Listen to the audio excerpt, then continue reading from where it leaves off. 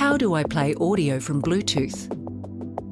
Music can also be played directly from a paired Bluetooth mobile device. To start playing media, make sure your mobile device is powered on and paired with your infotainment system. Touch the audio icon from the home screen, then touch the Bluetooth icon from the recent sources list on the left of the display.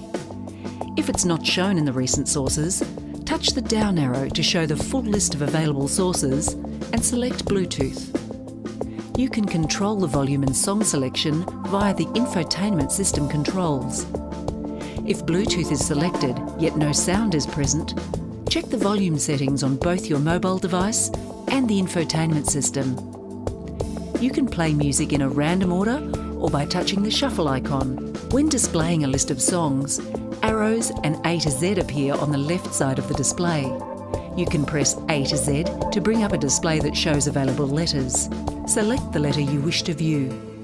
The arrow buttons move up and down the list.